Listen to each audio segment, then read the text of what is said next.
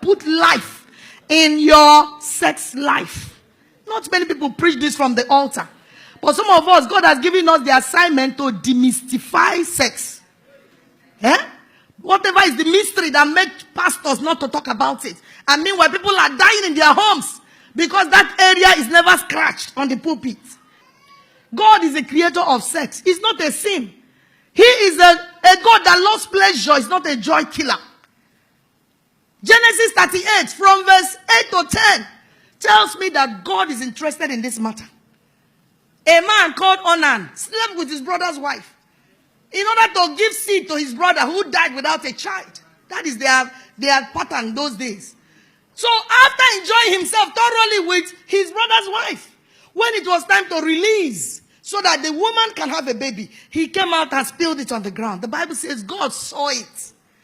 He made him angry. He killed the man right on the spot.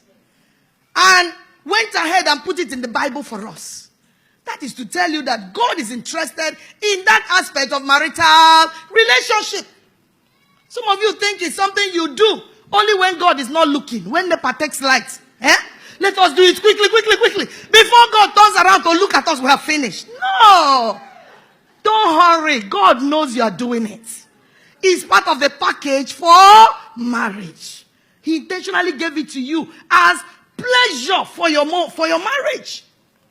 To enjoy.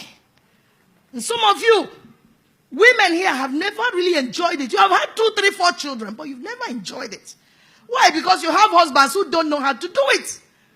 And do it well. There are some Christian men that rape their wives. They are Christians, but they rape their wives. And that is not good. A woman is not like an electric lamp. You switch her on when you want. And switch her off when you want. It doesn't work like that. Some of you men here, the only romantic word on your lip is "Oh girl, lie well." Oh girl, lie well. Madam, turn.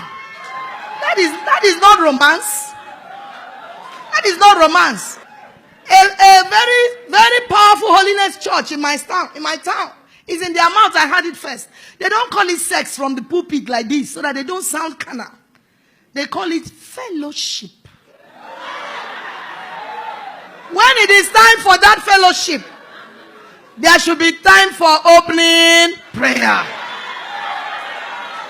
All those toasting, I love you past my mother, the necking, the kissing, the caressing, everything that goes with it. That is the opening prayer. Then, of course, there should be time for praise and worship in the fellowship of the bedroom. It goes also with testimonies. Remember all the good things that your husband is doing for you. All the good things. Talk to each other. Talk. Don't just do it as something you do in the dark. Everybody's mouth is sealed. And then you can't even look at each other's face. That's not how it should be done. It's a fellowship. Let it come alive. Because if you do it the right way, you wouldn't have to apply for visa before your wife gives you entrance. Like some of the men, you will whine and whine her like a microphone because, already she's never romantic, You have to whine and whine and whine, beg her and promise her heaven and earth. Then she will now tell you, my head, my shoulder, my knee, my toe, everywhere is paining me. Just leave me alone. Because she knows you don't know how to do it well. But when you do it well, nobody will even be the one to initiate and then begin to make requests. It will just flow naturally. And then by the time you do all the preambles, that's what Oyibo calls foreplay. Play where they happen before the main thing. Then God allowed the woman's body in a way that by the time the proper thing is done, the body of the woman is ready to welcome the man of God to arrive to minister the word.